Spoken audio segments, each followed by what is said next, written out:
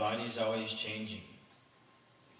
It takes birth, it grows, it produces some byproducts, it remains for some time, then it slowly dwindles and finally it vanishes. That is the nature of this body. It's the nature of everybody's body. And that is the nature of this world. That even though being part of God, who is eternal, full of knowledge, full of bliss, and has a spiritual form, we being the same, being eternal, ourselves being part of Krishna, Maimai-vamso jiva loka jiva bhuta sanatana, being part and parcel of that Supreme Lord, we are also eternal. When we come into this material world, we take on a temporary body, and we're known by that particular body. So in the Bhagavad Gita, which is the book Gita Upanishad, essence of Vedic teachings. And for those who are not familiar, Krishna, whom we consider, and the Vedic literatures confirm, to be the Supreme Personality of Godhead, Krishna.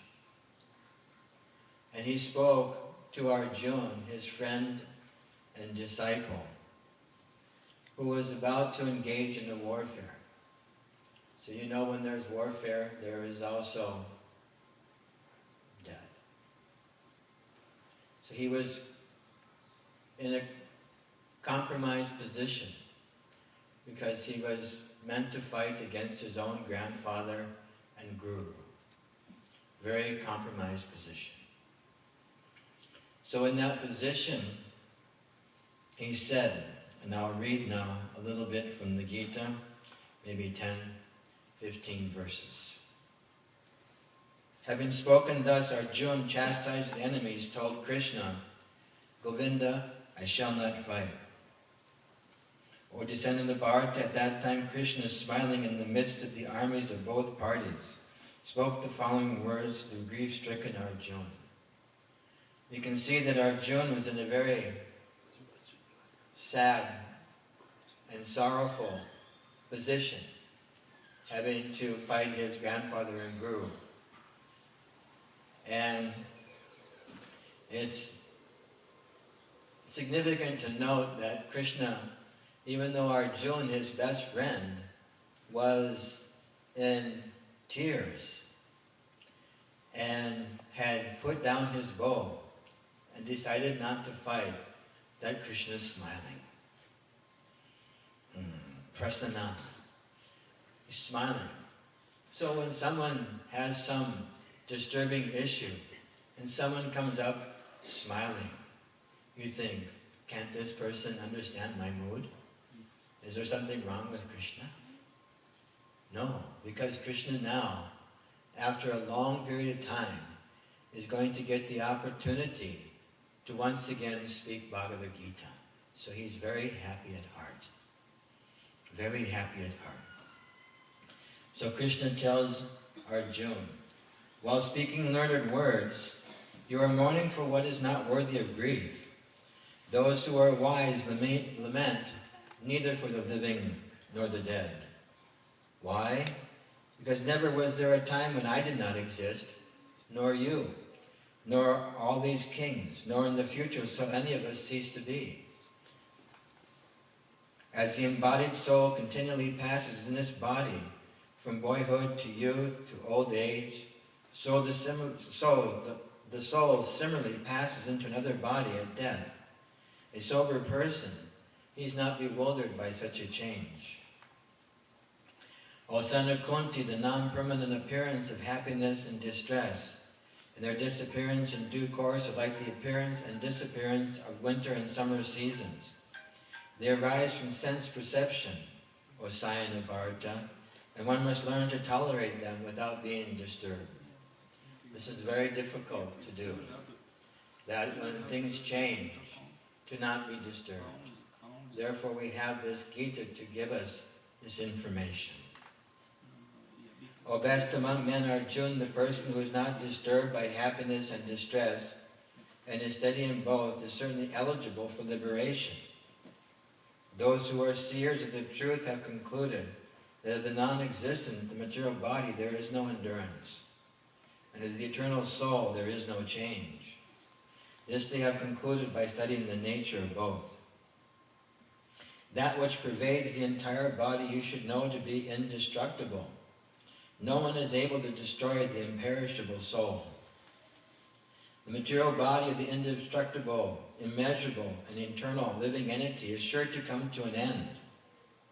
Therefore fight, O Sayana Bharata. Neither he who thinks the living entity the slayer, nor he who thinks it is slain is in knowledge. For the self slays not, nor is slain. For the soul there is neither birth nor death at any time. He has not come into being, does not come into being, and will not come into being.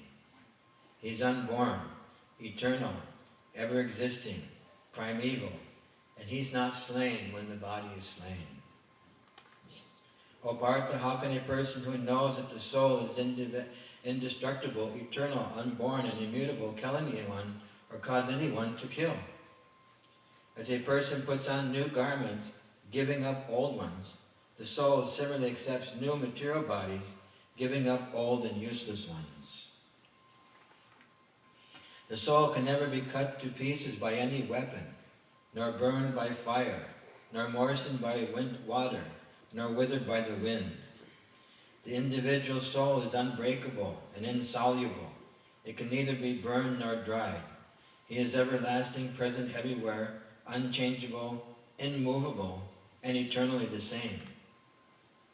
It is said that the soul is invisible, inconceivable, and immutable. Knowing this, you should not grieve for the body. However, if you think that the soul, or the symptoms of life, is always born and dies forever, you still have no reason to lament, my dear Arjuna. For one who has taken his birth is sure to die, and after death one is sure to take birth again. Therefore, in the unavoidable discharge of your duties, you should not lament. All created beings are unmanifested in their beginning, manifested in their interim state, and unmanifested again when annihilated. So what need is there for lamentation? Some look on the soul as amazing, some describe him as amazing, some hear of him as amazing, while others, even after hearing about him, could not understand him at all. O descendant of Bharata, he who dwells in the body can never be slain. Therefore you need not grieve for any living being.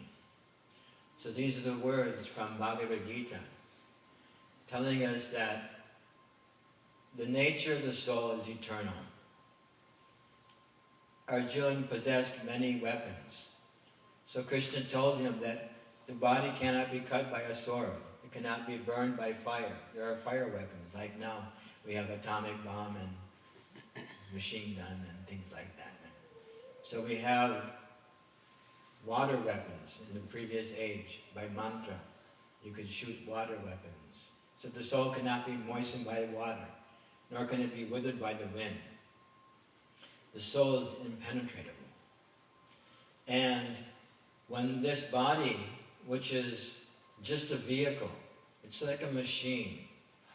I think some of you here are doctors, right? So the body is like a machine, huh? It has all kinds of things. So yantya rudrani mayaya. The body is like a machine. And within the machine, the Lord resides within the heart. And the individual soul resides along with the super soul within that heart of that living being. It gives it life. Yata prakashya eka krishnam lokamidam larvai shetra shetra tata krishna prakashayati bharata. Just as the sun alone gives illumination to this universe, so the soul gives illumination to the body.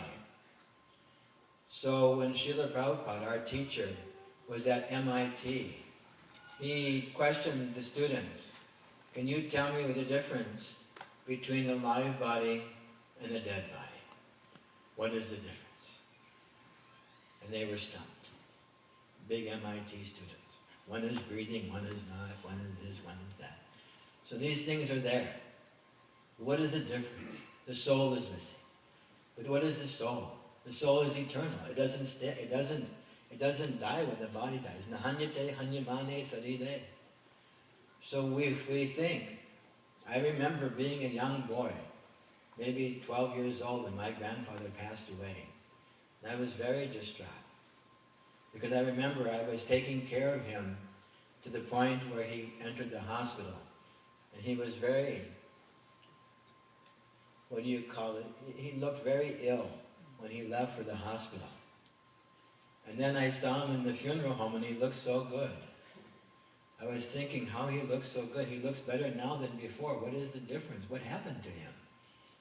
And so we were told that, the soul is gone. Ed, my father, my grandfather, his name was Edwin. The body was there, but he was missing. So, in the same way, we can understand that every living entity will leave this world. And some will lament, our friends and family. Naturally, it's there. That lamentation will be there. It's a natural human response. Why? Because there's affection. There's affection. I remember when Prabhupada was in New Vrindavan, 2 kittens were playing by his feet. And he said, you can even see that even amongst the kittens, there's a little bit of love. So what to speak of the human beings? There's so much relationship developed. And in that relationship, we become attached. And that attachment is broken at the time of death. That attachment is severed. Not forever, at least mentally, physically it may not be there, but mentally it's still there. That attachment's still there. So we have to hear from Krishna, who says that the body is going to change from boyhood to youth to old age. And then when the body becomes old, like clothes, when they become old and useless, like mine have become. I was just commenting to Shama Sundar, I don't look very nice, I have old clothes, I had to get some new clothes. So, when the clothes become old and worn out, then you get new clothes. And you don't lament about the old ones, you just put them in the Salvation Army box. I was driving down the road the other day and it said, there was a box and it said, clothing and shoes. So when the clothes and shoes get old, you give them to the poor. So in the same way, when this body becomes old and worn, the soul can no longer inhabit that body, then the soul leaves. And it goes on to another body, either in the spiritual world or in the material world.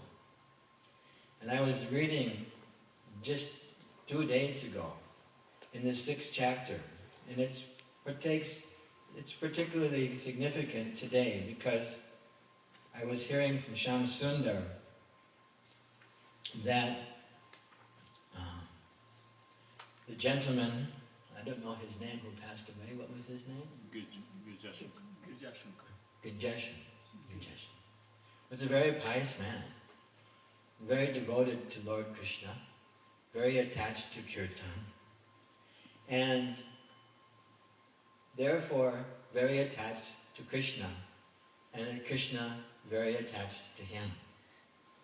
Therefore it is stated, when Arjuna had a doubt, his doubt was that what happens to someone who takes to spiritual life, like your father, right? Very spiritual-minded man, religious and pious.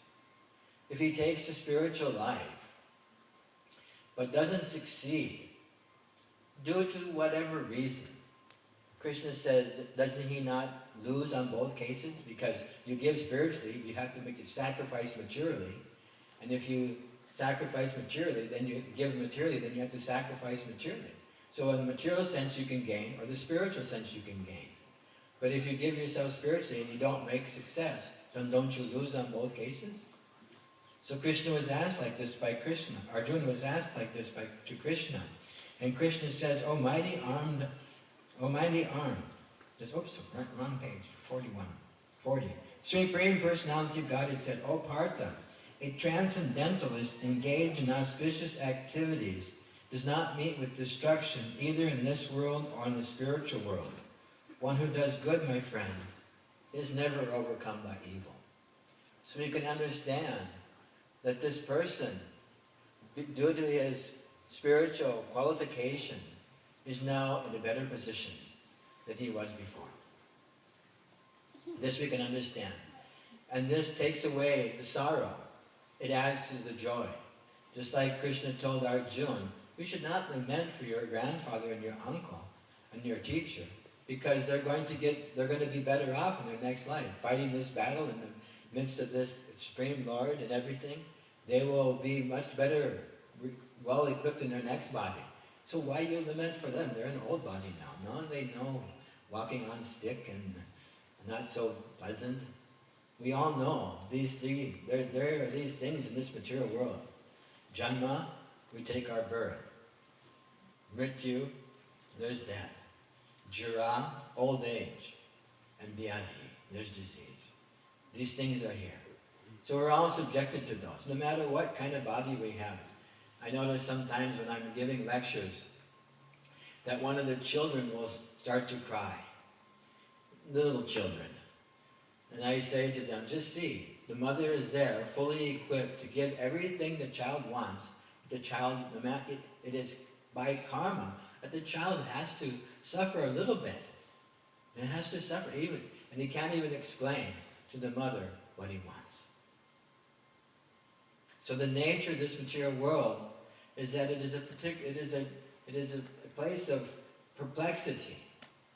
We're in a very awkward position in this material world. Very, very awkward position. Because we find ourselves in an atmosphere which is temporary, yet we are eternal. This is a very tough position, because we're eternal souls and we're sitting in a temporary environment. We're in a foreign atmosphere. So the knower of the Absolute Truth, he is convinced of his awkward position in this material world, because he knows that he's part and parcel of the Supreme Personality of Godhead, Krishna, and that the position should not be in the material creation. We're like the fish out of the water. You take the fish out of the water, no matter what you give the fish, it can't be happy. I give sometimes a funny analogy. You give him an angel fish for a girlfriend, you give him a nice house on the beach, you give him a nice car, but still the fish is out of the water.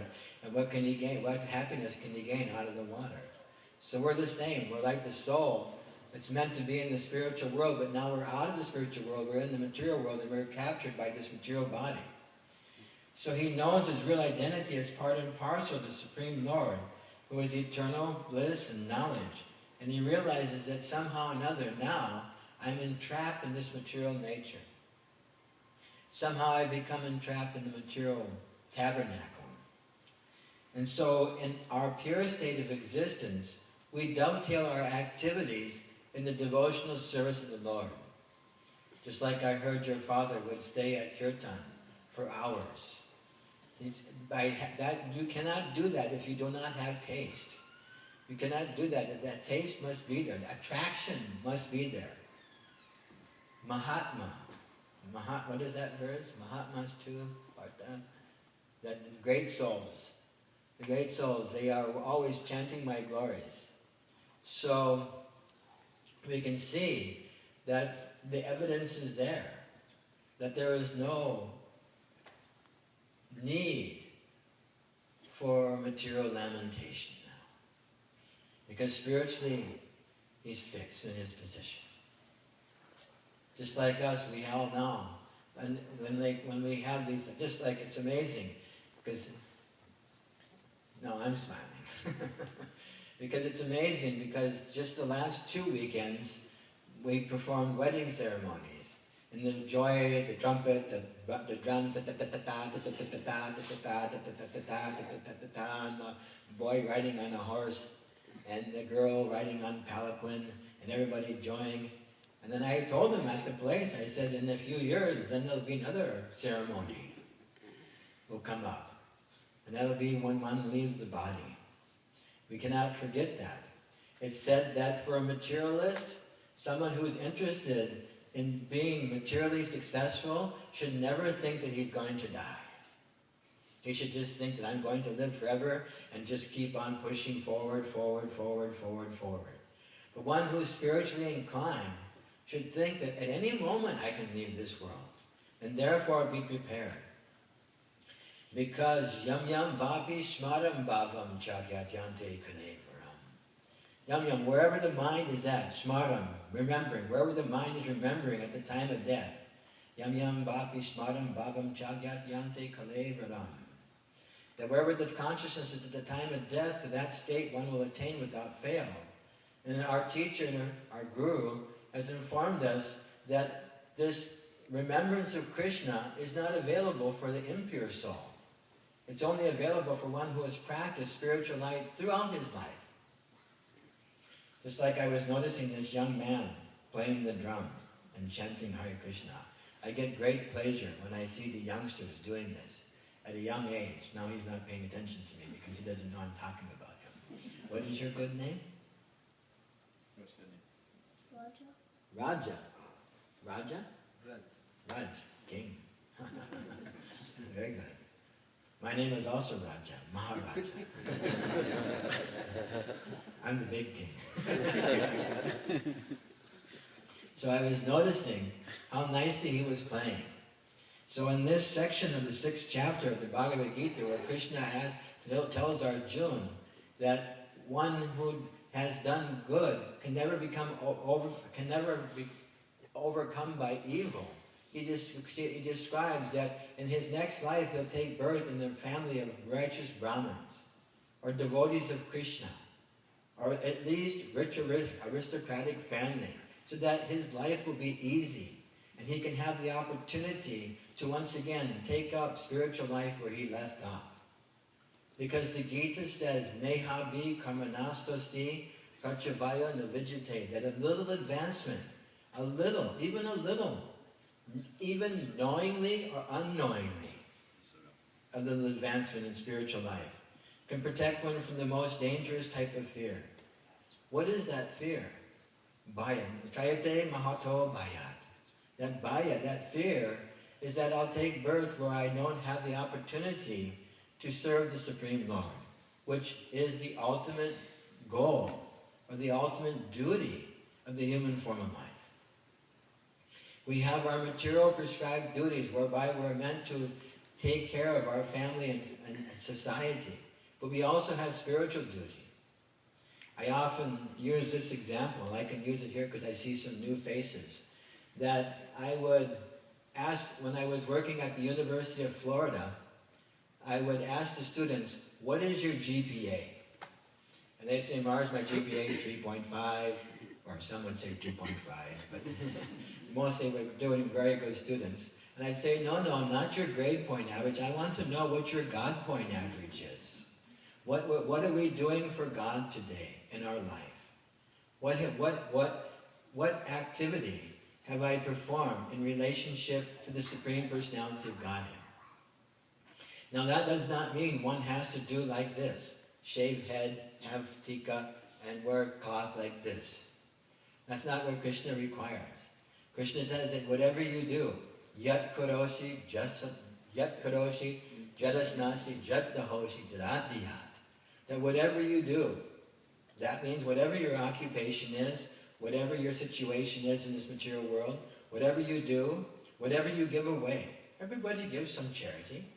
Whatever you give away, whatever austerities you perform, whatever you do in this world, you do that as an act of love for me. So it's very interesting to note that one who is in the mode of goodness, he does his duty simply because it ought to be done. And he takes guidance from the scriptures. The guidance from the scriptures teaches us that we are temporarily existing in this world, and that we have to make a plan. Just like Prabhupada said, you chalk out a plan. And materially we do that. You know, what is my 1-year plan? What is my 5-year plan? Where do I be in 10 years?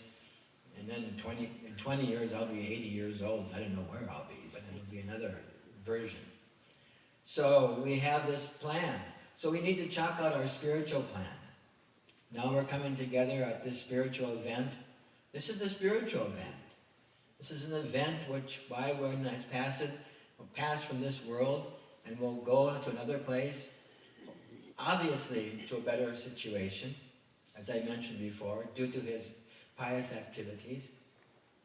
But we all have to take a look at ourselves and see where we stand spiritually today and where we want to be spiritually tomorrow and the next day and the next day and the next day.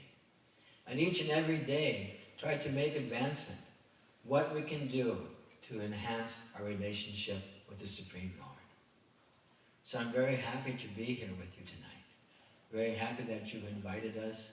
Very happy to have a chance to have spoken from this second chapter of Bhagavad Gita, which is very, very important because it teaches us, and it's described in the first verse that we read, that Krishna says, Asochan anvasochas tam pragnam vedam sambhashase, that you are speaking like a learned man, Arjuna, but you are a fool.